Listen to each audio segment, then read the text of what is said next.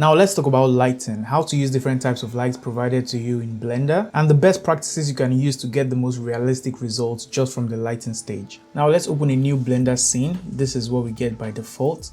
Shift A to add a plane, mesh plane, and S to scale it up. Then click on the cube, go into edit mode GZ1 so you can scale it from the bottom. Now Blender by default provides us with this point light, and then let's start from here. Let's go into the rendered view and then go to render engine and change this to cycles so you can clearly see what we are doing. So if I hit Shift A and then go to lights, you'll see that we have 4 options here. We have the point light, we have the sun, we have the spotlight, and the area light. Now this right here is a point light. If I hit Shift A and I go to lights, points, I'm going to add something that looks exactly like this, the point light.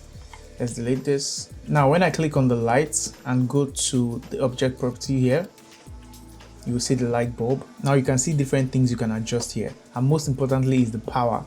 The power of the light is the intensity of the light. So if I change this from 1000 to 10, the scene is going to be a lot darker. You can still see distinct features, but it's still just dark. If I change it to 0, it's going to be very dark. If I put it back to 1000, it's going to be quite bright. So that's it about strength, about power. Then color, it's quite self-explanatory. A white color will give you a white light. If I change it to a pink color, it's going to cast a pink light onto our scene. If I make it a blue, it's going to cast that color of light. So let's take it back to white. The other thing to worry about is radius. Radius is basically how large the light source is. So if I increase it, it's going to be bigger. As you can see, it's a lot bigger here. And if I reduce it, it's going to be tiny. By default, it's set to 0.1. You can go all the way down to 0. Now, the general guideline for you to remember is that the smaller the light source, the harsher it is. So if I have a huge light source, like this huge light I'm using to film this video, it's going to cast soft shadows. But if you have a tiny point light source that is small, it's going to cast harsh shadows. So think about nature, for example. The sun is really huge, but then it's super far away from us, so it serves like a tiny point light source. That is why when it's a very sunny day, you can see harsh shadows, sharp shadows on all the edges. But when clouds cover up the sun, it serves as a diffuser, so you see softer shadows. Your shadows are no longer well defined. You can't tell what the head is or what the hand is, but everything just blends into each other softly. That is soft lighting. So if I bring my radius down to 0, you can see how harsh our shadow is. You can see how sharp these edges are. Very sharp. It looks like a very sunny day. But if I increase the radius, you can see it's getting softer and softer. And it's also affecting the size of the light. So as I'm making it bigger, you can see we have very soft shadows. It looks very blurry. So we have talked about the intensity of the light. We have talked about the color of the light. Now let's talk about the direction of the light. You can see because the light is on the right side, the shadows are casted on the left side. Let's turn on our move gizmo. Click on the light. If I move the light to the left, you can see our shadow is moving. So when I'm on the left side, the shadow is on the right side. Let's scale up this plane so we can see even more. And you will also notice that the closer the light is to the center, overhead of the subject. So the closer the light is to noon, when the sun is right above us, the shorter our shadow becomes. And when the light is far from us, so it's not directly overhead, it's more like in front of us, the longer the shadow becomes. You can see now the light is in front of us. And if I take it backward, you can see the shadow is getting even longer and longer. The more I take it in front, the shadow becomes longer. And if I take the light right on top of it, it's a very short shadow. This is what noon looks like. The light is just right on top of you, so it's not stretching. But sunset looks something like this. The sun is setting, so your shadows are going to be very long. So these are things you should pay attention to when you are picking your lighting source for your VFX videos, how you are lighting your CG objects and all that. Now let's delete this point light and add a sun. Let's bring the sun up. Now you notice something different about the sun. As I'm moving the sun around, it's not affecting the light at all. In fact, you can't even see any shadows anywhere. And that's because unlike the point light source where the light is coming from just that point, and when you're moving the actual object is affecting the direction of the light, the movement of the sun on the other hand does not affect the position of the light, but the rotation of the sun. So you can see this line right here is pointing down. That is the direction where the sun is pointing. So it's assuming the sun is right above us and just pointing down. So you would see minimal shadows. But if I rotate this object, say on the y-axis, RY, and I can start rotating, you can start seeing the shadows. Now this looks like noon. The cool thing about the sun is it doesn't have to be anywhere specific. You can bring it over here, it doesn't really affect things. So RY, if I bring it here, you can see it's more like afternoon. If I bring it here, it's more like sunset with very long shadows. And if I rotate it the other way, the light is coming from the other way. And you can just rotate it any direction. You can rotate on the x-axis too and see the effect. So depending on the direction the sun lamp is facing, the shadows will be casted on the other side. And we have the same regular settings here. We have the color. You can change the color of the sun to be warmer. You can make it cooler. You can make it a specific color which is not natural, but then you have the option to do that. The same thing, you have the strength. Now the strength of the sun is a lot more effective than a point light because we have just strength set to 1 here and it's already giving off all this shadow. If I set this to 1000 like the last one, it's going to be too bright, just too overexposed. I can't even see the Q anymore. So let's take it back to 1, or maybe let's try 10. Yeah, because this is looking like an early morning, but if we use 10, it's looking more like a hot afternoon. Let's try 4. Yeah. And let's make the light a little bit warmer. Yeah. Now let's delete this sun lamp and add a spot lamp and bring it up. Let's increase the power to 1000. Now you can see, just like you have spotlights on a stage where a singer is presenting or some grand theater art is happening, there are spotlights that focus on a specific object or a specific subject. Now this is a spotlight. It's pretty much using a cone to guide the light, so the light is not spilling all around the light source. It's just guiding it in a direction, in a specific direction. So outside the cone is not getting any light, but inside the cone is getting light. So we can come here, we can change the color as usual to whatever we want.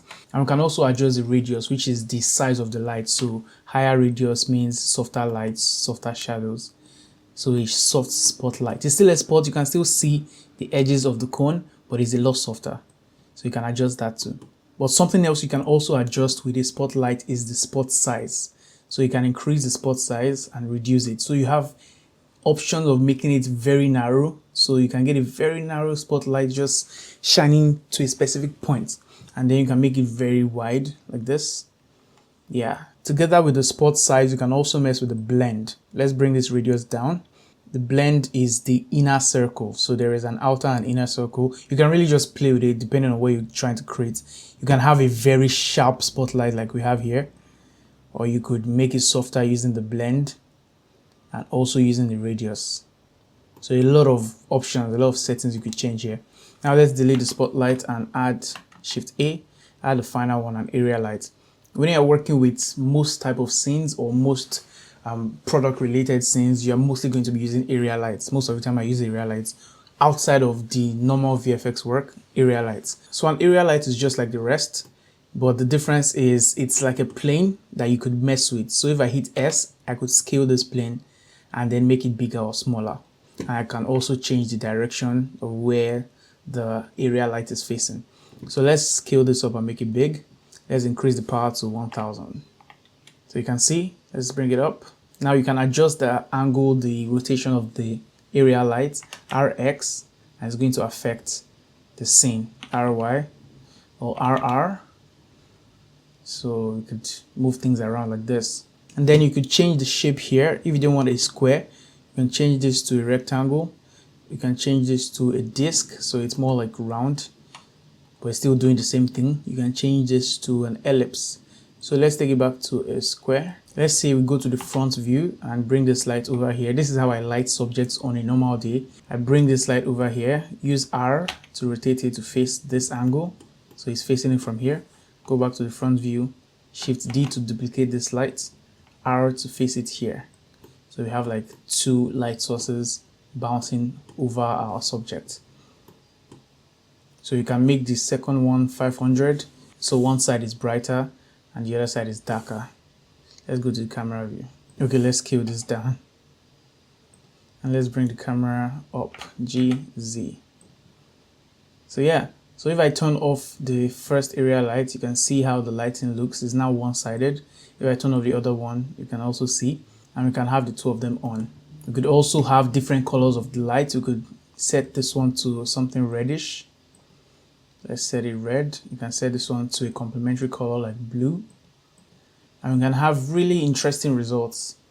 You can see it's kind of looking quite interesting because we're mixing complementary colors together. So there are a lot of things you could do with lighting when you're creating 3D scenes in general. So I just wanted to make sure you are used to the lights that Blender comes with and how to implement them in your 3D scenes. Now, most of the time when you're working on VFX videos, you are not going to be using this type of lights except you want to accentuate or focus on something specific in the scene, but most of the time you're going to be using HDRI lighting. We've talked about HDRI maps before in previous lessons. Basically, to get an HDRI image, you're taking a 360-degree high quality image, high dynamic range image. So it's basically an environment light. That's why when we go to Polyhaven and we find some HDRI, you can see that they're taking in specific environments. Using tools like an Insta360 or any 360-degree camera, you can stitch together an HDRI image. Now let's delete these two area lights and then let's add an HDRI image. Remember how to do that. Go to World and go to Color and go to Environment Texture. Then Open. And let's select Urban Street. As I'm going around, you can see the environment. This was the environment where this picture was taken. The high dynamic range image was taken. And this is what is lighting our scene now. If I snap to our cube, you can see it's giving off some soft shadows because it's a cloudy day. Look up. Yeah, you can see it's a cloudy day. The sun is not showing, the sun is not out. So it's giving a very diffused looking, calm, soft lighting on our cube. But if we change this HDRI to something sunny, let's go to Polyhaven first of all, Polyhaven/HDRI, and search for outdoor sunny. Or let's search for a sunrise there. Let's get one sunrise.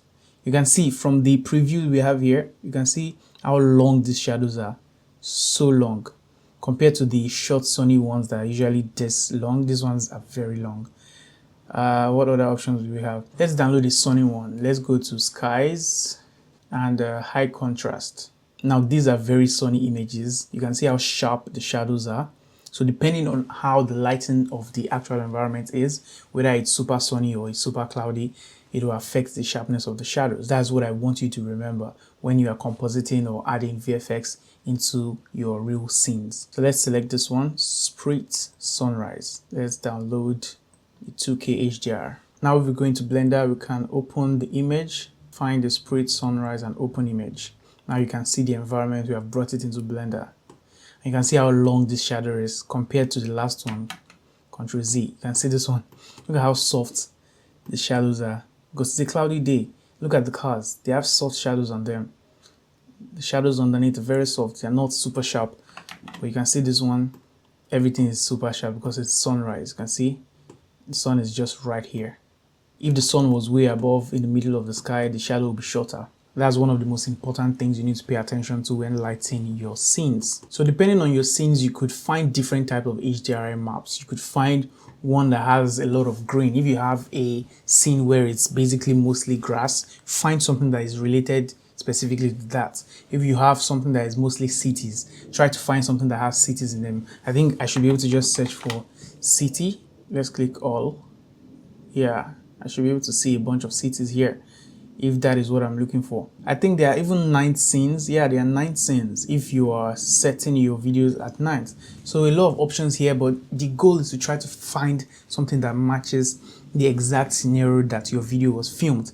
Best case scenario, this is what they do in Hollywood. They actually take their HDRI image themselves. So this is something you can do, but it's not necessary. It's not something that you absolutely have to do. It's like a high-level professional workflow. If that is something you're interested in, you can take your actual 360 camera with you while you're shooting the scene and then take the picture of the environment. But we're not talking about all of that in this course. The goal here is to find HDRI images that match your scene perfectly. And then with huge libraries like this, 744 images, trust me, you'll find something that matches the scene in question. Now, when it comes to shadow length and shadow direction, you can actually change it. It looks like with the HDRI images, it's just burnt into the image, but no, you can actually adjust the shadow direction.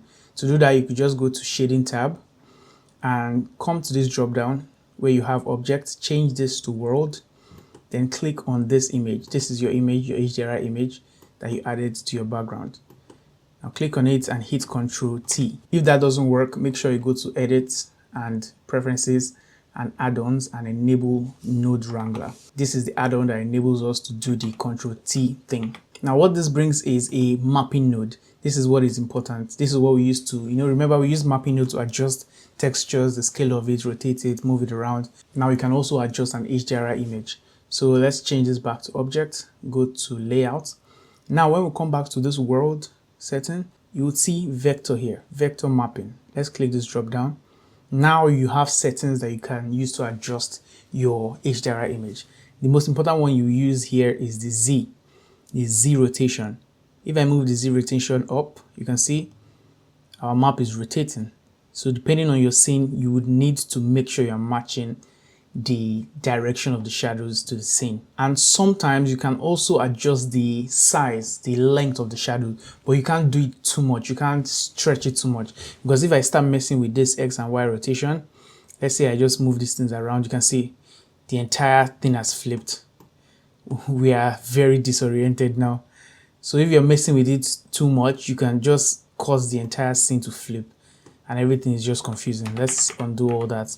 So the only parameter you're messing with most of the time would be your Z rotation, but sometimes you want to adjust the length of this shadow.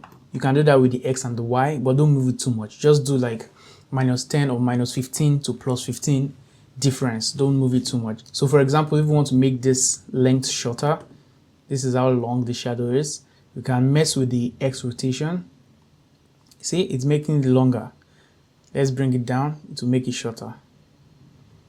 Yeah, and we can also mess with the Y rotation. So the X and the Y, so far you don't move it too much, can make our shadows shorter. So it now looks more like a late morning type image, not like sunrise anymore. And can also make it longer. Let's set the Y to 0 and let's increase the X. So we are messing with the rotation of the image and the sun is coming down. Let's undo that. You can see the sun has come down. We are basically simulating sunsets. So if I bring it up a bit, you can see our shadows are getting longer. So it looks even more like sunset. So these are the things you should do when you are trying to match your CG shadows to your actual video shadows. Try as much as possible to make sure that they match exactly. When we talk about match moving, when we talk about recreating your real scene in 3D, this will be very important because every single shadow should match. Everything should align properly to get the best result. But we'll get to that later in the course. There are basically 4 things you need to have in mind: the color of the light, the direction of the light, the intensity of the light, and the length of the shadow. These are things that are affected by your HDRI light, and you need to make sure you adjust this before you even start creating your animation. This is the first thing I do after adding my footage, whether I need to track it or not. I add a cube just like this, add a plane, and make sure my lighting matches first of all before even moving on to any other thing. Next, we're going to talk about camera tracking, and we're going to try to recreate this really cool looking video.